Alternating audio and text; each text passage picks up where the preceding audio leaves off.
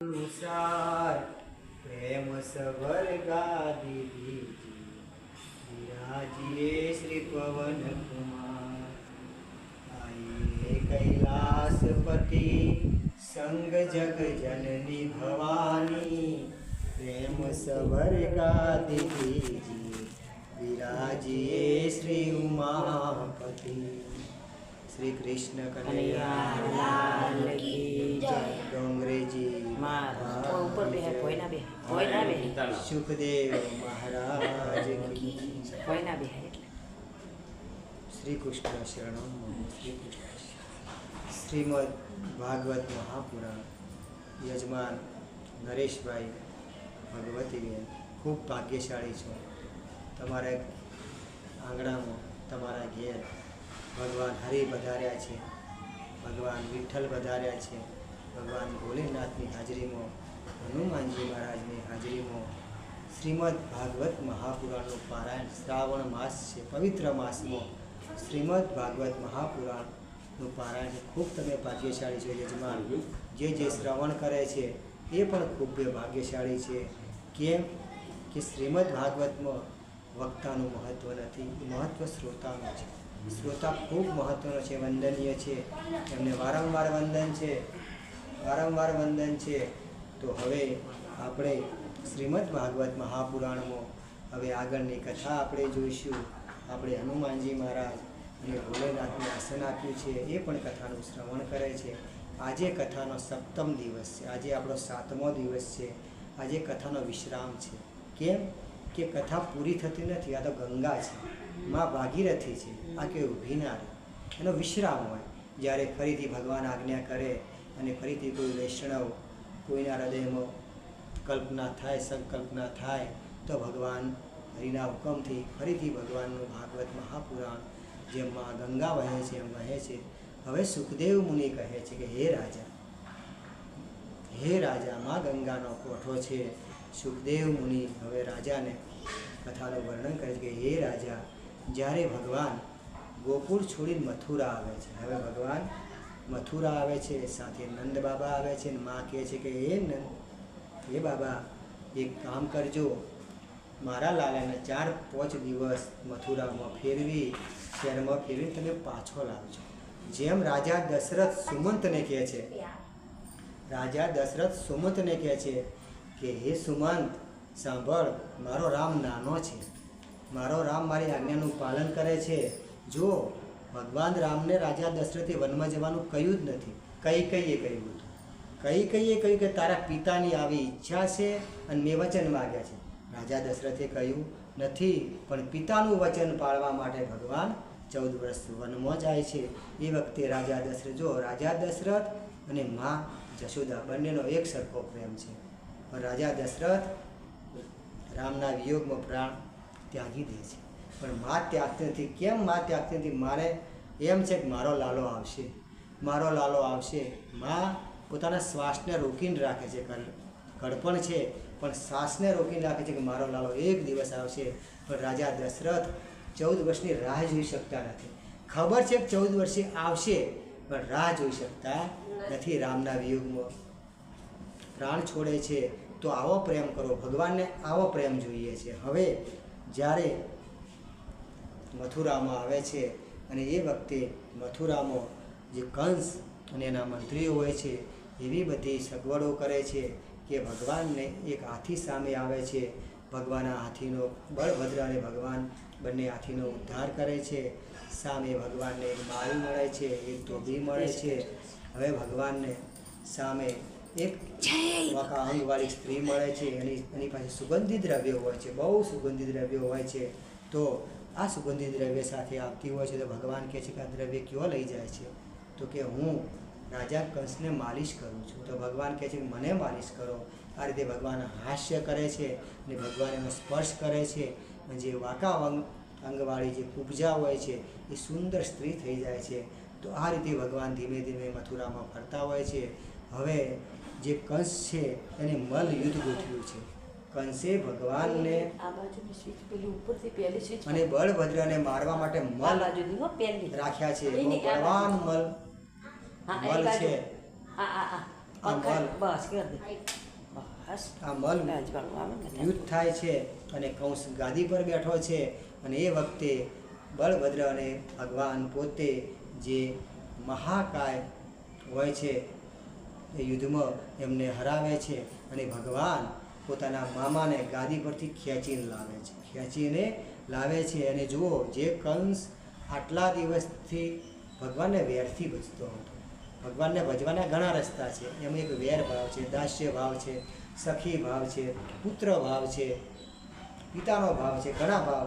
કંસ, રાવણ, હિરણાકશ્યપ આ બધા વેરથી ભજતા હતા. કંસ એક જ્યારથી આકાશવાણી થઈ ત્યારથી કંસ એક ક્ષણ માટે પણ ભગવાનને ભૂલ્યો નહોતો. સતત ભગવાનને વેર ભાવથી યાદ રાખતો હતો, સતત યાદ રાખ.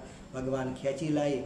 જે કંસ આટલી બધું કપટ કર્યું પણ ભગવાનના એક મુષ્ટિ પ્રહારથી એનો ઉદ્ધાર થાય છે. ભગવાન એની છાતીમાં બેસે છે અને એક મુષ્ટિનો એક પ્રહાર કરે છે અને કંસ મામાના રામ રમી જાય છે.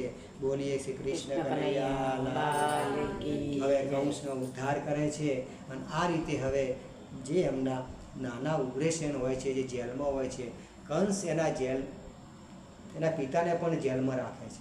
એની બહેનને તો રાખે છે પણ પિતાને જેલમાં રાખ્યા છે. ભગવાન ઉગ્રસેન પાસે જાય છે, વંદન કરે છે, એમને જેલમાંથી મુક્ત કરે છે. હવે ઉગ્રસેન કહે છે કે બેટા હવે જલ્દી કરો. કેમ કે તો તારા માતા પિતા વર્ષોથી જેલમાં છે, ચાલો એમની પાસે જઈએ. અને ભગવાન ધીમે ધીમે બળભદ્ર સાથે ઉગ્રસેન સાથે એક જેલ, બે જેલ એમ કરતા 7મી જેલમાં અંધારી કોટડીમાં વસુદેવ અને મહાદેવકી બાંધેલા છે, હજી બાંધેલા છે. આ કંસ જુઓ હજી છોડતો તો નથી, બાંધેલા છે. ભગવાનની આંખમાં અશ્રુ આવે છે કે મારી મા જેને જન્મ આપ્યો છે, ભગવાનને જન્મ આપ્યો છે, ભગવાનની આંખમાંથી આંસુ આવે છે. અને ભગવાને માતા પિતાને બંધન મુક્ત કરે છે અને ભગવાન વંદન કરે છે, ચરણોમાં પડે છે, મહાદેવકી ભેટી પડે છે, મારો લાલો મારો લાલો. આ રીતે હવે એમને બંધન મુક્ત થાય છે અને ભગવાન પોતે રાજા બનતા નથી, ઉગ્રસેનને રાજા કરે છે અને ભગવાન સુખ શાંતિ રહે છે. હવે વસુદેવનો ભત્રીજો ઉદ્ધવ જે ખૂબ જ્ઞાની હોય છે, એ ઉદ્ધવ સાથે ભગવાનને મિત્રતા થાય છે, ભગવાનનો સખા છે. અને હવે મા દેવકીને એમ થાય છે મનોરથ થાય છે કે 11 વર્ષ મારો લાલો મારાથી દૂર રહ્યો છે, હવે એને સારું સારું જમવાનું આપું, ઘણું બધું એના માટે કરું. તો મા દેવકી નિયમિત જમવાનું સારું સારું કરે છે, 56 ભોગ કરે છે, લાલાને રોજ જમવાનું આપે છે. પરંતુ લાલજી ભગવાન ઠાકોરજી ખુદ હરિ જ્યારથી ગોકુળ છોડ્યું છે ત્યારથી એમનું મન ઉદાસ છે. પોતાની ફરજ માટે, કર્તવ્ય માટે ભગવાન આવ્યા છે પણ મન ઉદાસ છે. હવે લાલજી મહારાજ જમવામાં ખૂબ ઓછું ખાય છે, બહુ ઓછું જમે છે. માતાને ચિંતા થાય છે કે મારો લાલો કેમ જમતો. દરેક માને ચિંતા થાય, બાળક ઓછું ખાય તો ચિંતા થાય. દેવકીમાં ઉદ્ધવને કહે છે કે એ ઉદ્ધવ, લાલો જ્યારથી ગોકુળમાં આવ્યો અહીં તો મહેલ છે, સોનાની થાળીઓ છે, ચાંદીની ચમચીઓ છે, બાજોટ છે, કેટલી વ્યવસ્થા છે, તો કે લાલો જમતો કેમ નથી, કેમ ઓછું ખાય છે અને દિવસે દિવસે ડૂબળો પડે છે. તો ઉદ્ધવ કહે છે કે માં તમે ચિંતા ના કરો. ઉદ્ધવ બહુ જ્ઞાની છે કે માં તમે ચિંતા ના કરો, હું લાલાને પૂછું છું અને આનો ઉપાય કરું છું. હવે ઉદ્ધવજી જે પરમ જ્ઞાની છે, ભગવાનના સખા છે અને એનું રૂપ અને રંગ ભગવાન જેવું છે. ભગવાન શ્યામ છે, ઉદ્ધવજી ગોર છે. જેમ રામ અને લક્ષ્મણ હતા એ જ પ્રકારે છે. ઉદ્ધવજી ભગવાન ઝરૂખામાં ઊભા મહેલમાં જમનાજી બાજુ જોઈ, ગોકુળ બાજુ જોઈ અને ભગવાન સંધ્યાનો સમય છે, ઢબ ઢબ આંસુ પડે છે. ઉદ્ધવજી ખભા પર હાથ મૂકે છે, કેશવ હે માધવ કેમ આંખમાં આંસુ? ભગવાન કંઈ બોલતા નથી. ઉદ્ધવ કહે છે કે હે કેશવ, માએ મને કહ્યું છે, દેવકી માએ કે તું જમતો નથી, ઓછું ખાય છે, ડૂબળો થયો છે. કેમ? કારણ કે મને હું એનો ઉપાય કરું. ઉદ્ધવ જ્ઞાની હોય છે. ભગવાન કહે છે કે ઉદ્ધવ આનો કોઈ ઉપાય નથી, આનો કોઈ ઉપાય છે નહીં. કે કેમ? તો કે મને ગોકુળ યાદ આવે છે, મને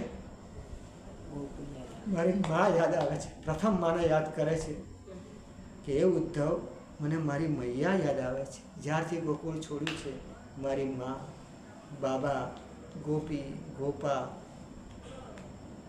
મને મારી ગૌ માતા સાંભળે છે. 9 લાખ નંદ બાબાને ઘેર ગૌ માતા હતી, મારા વાછરડા સાંભળે છે. હે ઉદ્ધવ, મને મારું ગોકુળ ને વૃંદાવન, મને રજભૂમિ યાદ આવી છે, એની રજકણ યાદ આવી છે. સતત મને એ જ યાદ આવે છે. ઉદ્ધવ કહે છે કે હે લાલા, તમે તો મેં સાંભળ્યું છે કે અવતારી છો, તમે પૂર્ણ પુરુષોત્તમ છો, મેં એવું સાંભળ્યું છે. તો પછી તમને આ મોહ કેમ થાય છે? ઉદ્ધવ જ્ઞાની છે કે તમને મોહ થાય છે. ભગવાન કહે છે, ઉદ્ધવ, આ મોહ નથી, આ પ્રેમ છે. પ્રેમ અને મોહમાં ઘણો ફેર છે, ખૂબ ફેર છે. એ આગળ એનું વર્ણન આવશે કે ઉદ્ધવ, આ તો અંતરનો પ્રેમ છે. આ જે મારા હતા એ મારા માટે આંસુ છે. હંમેશા આંસુ કોના માટે આવે? મારા માટે. આ ભગવાન આપણા છે એટલે આંસુ છલકે છે, બાકી ના છલકે. જો આપણા હૃદયમાં અંતરમાં ના હોય તો છલકે નહીં. તો એ વખતે ઉદ્ધવ કહે છે કે હે લાલા, પહેલાં મને એ કે મૈયા સોનાની થાળીમાં જમવાનું 56 ભોગ આલે છે, તું કેમ જમતો નથી? લાલો કહે છે, હે ઉદ્ધવ, અહીં તો 56 ભોગ છે, સોનાની થાળી, ચાંદીની ચમચી, બાજોટો, ઘણું બધું છે, 56 ભોગ. પણ ઉદ્ધવ, મારી મા દેવકીને જઈને કે ઉદ્ધવ કે એનો લાલો ભલે 11.5 વર્ષનો 11 વર્ષનો થયો, પણ એના લાલાને જમતા આવડતું નથી, હજી હાથથી જમ્યો નથી. ઉદ્ધવ આશ્ચર્ય પામે છે કે લાલા, તું 11 વર્ષનો થયો, તને હાથથી જમતા નથી આવડતું? કે હા ઉદ્ધવ. તો ઉદ્ધવને લાગે છે આ તો ગામડામાં રહ્યો છે અને અભણ રહ્યો છે, ગાયો ચારી છે, છાણ મૂત્ર સાથે રહ્યો છે, ગોવર્ધનમાં ફર્યો છે અને કંઈ આવડતું નથી. ઉદ્ધવ એનું જ્ઞાન પ્રગટ કરે. જો પ્રેમ આગળ જ્ઞાન ચાલતું નથી, એ આગળ આવશે. આ સુંદર કથા છે ભગવાનની, સુંદર કથા છે ભગવાનની, બહુ આમાં ભાવ છે. ઉદ્ધવ કહે છે, મનમાં કહે છે, લાલો અભણ જ છે અને એને ગોકુળના જે અભણ લોકો છે એ લોકો યાદ આવે છે, એની પાસે જ્ઞાન નથી. હવે લાલો કહે છે કે ઉદ્ધવ, મને જમતા કેમ નથી આવતા? તને ખબર છે, મને 11 વર્ષ સુધી મારી માએ કોળીઓ લઈ લઈને ખવડાવ્યું છે, મારા હાથમાં કદી ખોરાક આવ્યો જ નથી. મારી મા મને ખવડાવતી હતી. હું જો ફરતો વનરાવન ગાયોમાં જ્યારે સાંજે આવું, મારી મા બટકું બટકું બટકું કરીને દોડીને મને ખવડાવતી, મને દોડીને ખવડાવતી મારી મા. તો ઉદ્ધવને કહે છે કે ઉદ્ધવ, મને જાતે ખાવાની ટેવ નથી, અને જ્યારે મૈયા માખણ આલે છે એ માખણ તો જમી જ ના શકું. કઈ રીતે જમું? મારી મા છે એ માખણ નથી, મારું ગોકુળ છે, મારું વૃંદાવન છે. એ માખણમાં હું માખણ તો એ જમી જ ના શકું, અને મા મને માખણ આપે છે. આ રીતે ખૂબ સુંદર ભાવ કરે છે. હવે એક ભાવ વ્યાસપીઠ પરથી થયો છે, ખૂબ સુંદર ભાવ છે.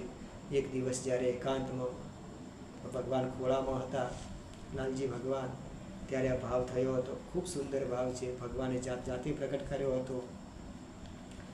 ઉધો મોહે બ્રજ બિસરત નાહી, ઉધો મોહે બ્રજ બિસરત નાહી, ઉધો મોહે બ્રજ બિસરત નાહી. હાથ કટોરી માખન મિસરી, હાથ કટોરી માખન મિસરી, લલ્લા લલ્લા દોડ લગાए, ઉધો મોહે મૈયા બિસરત નાહી, ઉધો મોહે મૈયા બિસરત નાહી. बाबा की लाठी लेके गैया चराऊं, बाबा की लाठी लेके गैया चराऊं, जमुना जी में डुबकी लगाऊं, उधो मोहे बाबा बिसरत नाही, उधो मोहे जमुना जी बिसरत नाही.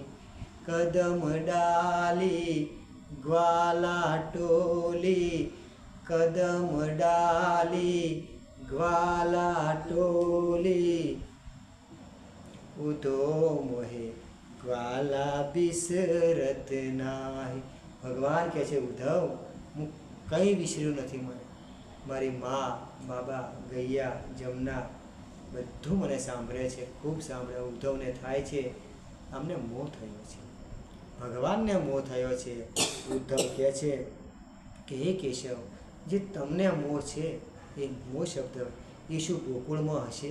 શું મૈયા ગોપી ગૌ માતા આ બધા તમને સંભાળતા હશે? ભગવાનને થાય છે.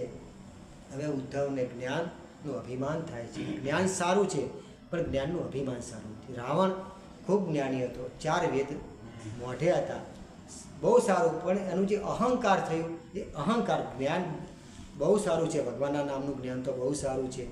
હવે જ્ઞાન એટલે પ્રકાશ છે, અજવાળું છે, પરંતુ અહંકાર ખોટો છે. ભગવાન કહે છે કે ઉદ્ધવ, જો તમને વિશ્વાસ ના આવે તો તમે મારો સંદેશ લઈ તમે ગોકુળ અને વૃંદાવન જાઓ અને મારી મૈયા, મારી ગોપીઓ, મારી ગૌ માતા, વનસ્પતિ, ફૂલ બધાને મારો સંદેશ આપજો. આ રીતે ઉદ્ધવ હવે તૈયાર થાય છે અને ઉદ્ધવ રથ લઈ અને ઉદ્ધવ ધીમે ધીમે ધીમે, સંધ્યાનો સમય છે.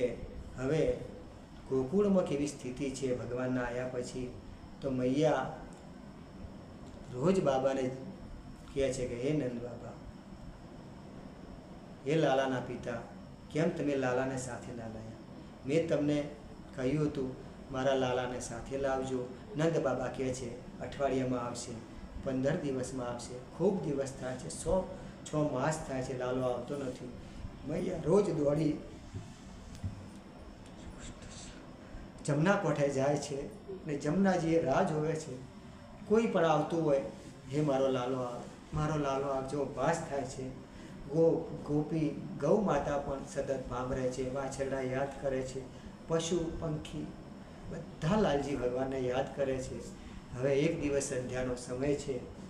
માતાને હવે રડી રડી અને આંખો થાકી ગઈ છે, આંખોમાં થોડો અંધાપો આવ્યો છે માતાને. અને માતાને ગોપીઓ રોજ સાંજે સમજાવી પાછા ઘેર લાવે એટલે માતા નંદ બાબા રસોડું કરી તૈયાર રાખે છે અને થોડું જમવાનું આપે. એ વખતે માતા કહે છે મારા લાલાએ ગાધું હશે? બાબા કહે છે તો દેવકીના ઘેર છે, એ તો રાજમહેલમાં છે અને શું નહીં ગાધું હોય. આ રીતે થોડું જમાડે છે. પણ રાત પડે અને મૈયા જે ખાંડણિયા સાથે ભગવાનને બોધ્યા હતા એ જ ખાંડણીએ ટેકો આપી અને સતત બાથ ફેરે છે. મારા લાલાને મેં બાંધ્યો હતો,